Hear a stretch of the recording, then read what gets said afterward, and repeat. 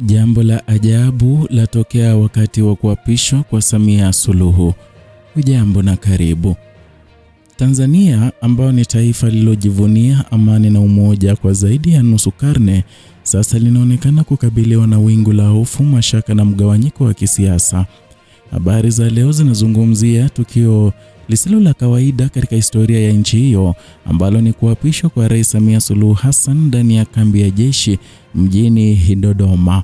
Hafla iliyofanyika bila umma kushuhudia, bila wageni wa kimataifa na bila kurushwa moja kwa moja kwenye vyombo vya habari vya ndani na vile wananchi kuhudhuria. Je, ni uamuzi wa kiusalama au ni ishara ya hofu ya kweli kutoka kwa viongozi ama kwa kiongozi ambaye anadai kupenda 98% ya wananchi? Katika video hii tutachambua hali hii katika hatua baada ya hatua, kuanzia uchaguzi wenye utata, ukandamizaji wa upinzani hadi hisia kali za kizazi kipya cha vijana wanaotaka Tanzania huru yenye uwazi na demokrasia ya kweli. Kwa miaka mingi, sherehe za kuapishwa kwa marais wa Tanzania zimekuwa ni tukio la fahari ya kijamii, kwani mwaka wa 1962 Mwalimu Julius Nyerere aliapishwa katika uwanja wa taifa wa Dar es Salaam mbele ya umati mkubwa wa wananchi. Sauti za furaha, nyimbo za kizalendo na rangi za bendera ya taifa zilitawala anga. Ali Hassan Mwinyi naye mwaka 1985 aliapishwa kwenye uwanja huo akihudhuriwa na viongozi wa dini, wanadiplomasia na wananchi wa kawaida waliokuwa na matumaini ya enzi mpya ya mageuzi. Benjamin Mkapa alipochukua madaraka mwaka 1995 alisisitiza kuwa kuapishwa hadharani ni ishara ya uwazi na heshima kwa wapiga kura. Jakaya Mrisho Kikwete na John Pombe Magufuli walifanya vivyo hivyo, kila mmoja akishuhudiwa na maelfu ya Watanzania waliojaa kwenye viwanja vya Uhuru wa Dodoma wakitazama kwa fahari. Lakini mwaka 2025 historia imegeuka. Kwa mara ya kwanza katika historia ya taifa hilo, rais aliapishwa ndani ya kambi ya jeshi bila hata tangazo rasmi la umma kuhusu muda wala mahali. Hata wanasiasa wa chama tawala hawakuonekana kwa umma, aliloleta tafsiri kwamba hafla hiyo haikuwa sherehe ya taifa bali ni tukio lilofanyika kwa woga na usiri mkubwa. Sababu kuu iliyotolewa na serikali kwa uamuzi huu ilikuwa ni usalama wa taifa, lakini wachambuzi wanasema kuna taifa linaloweza kuwa salama ikiwa viongozi wake wanaogopa wananchi wao.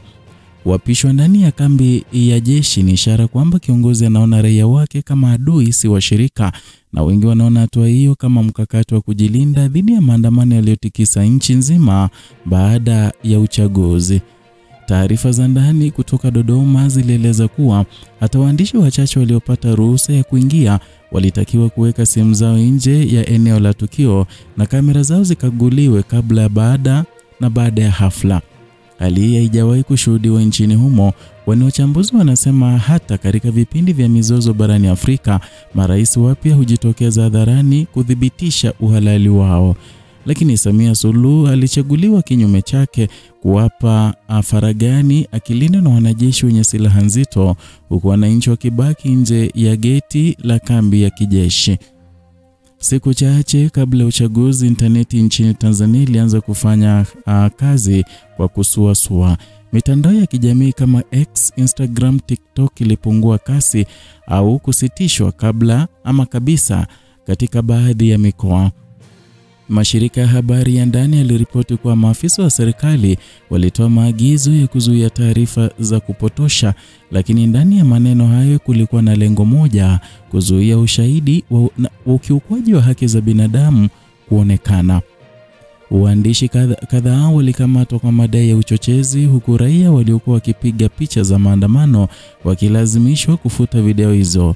Kanda zilizovuja baadaye zilionyesha watu wakikimbia risasi, wengine wakilia wakibeba majeruhi, lakini vyombo vya habari vya serikali vilinyamaza kimya kana kwamba kuna kilichotokea. Ili lilizua maswali makubwa. Je, serikali ilikuwa inaficha nini? Na ni kwa nini hafla ya kuapishwa ilifanyika ndani ya kambi ya jeshi siku chache tu baada ya ukimya huo wa vyombo vya habari?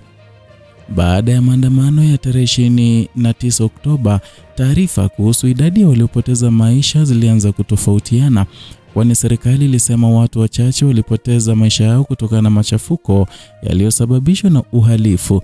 Lakini mashirika ya haki za binadamu yalitoa takwimu tofauti yakieleza kuwa zaidi ya watu 120 waliuawa, wengine mamia wakijeruhiwa vibaya.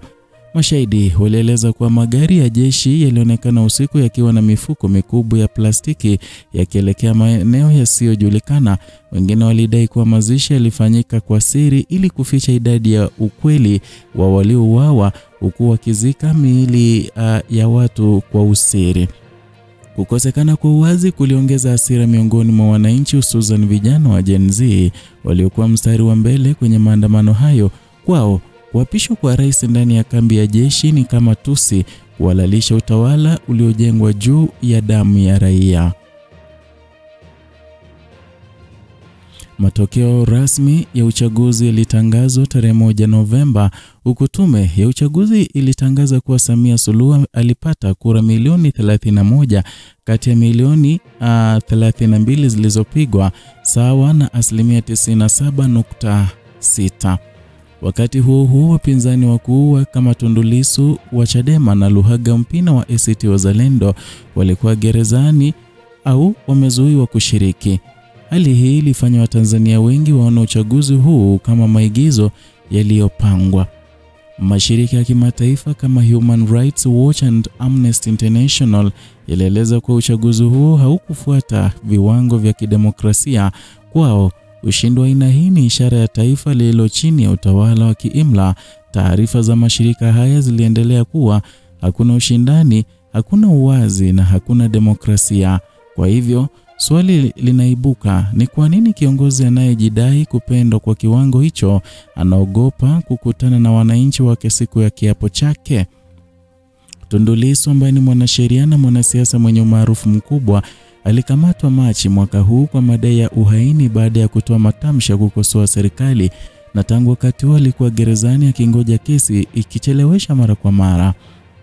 Mashahidi wa karibu walisema alihamishwa gerezani alihamishwa gereza hadi gereza, hatimaye kuwekwa katika chumba cha wafungwa wa kifo akiwa peke yake.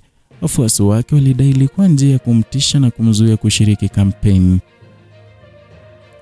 Luhaga Mpina kwa upande mwingine alinyimwa fursa ya kugombea baada ya tume ya uchaguzi kudai kuwa hakuwasilisha fomu kwa wakati, lakini vyombo huru vilithibitisha kuwa aliwasilisha nyaraka zote mapema, lakini jina lake liliondolewa kwa amri kutoka juu.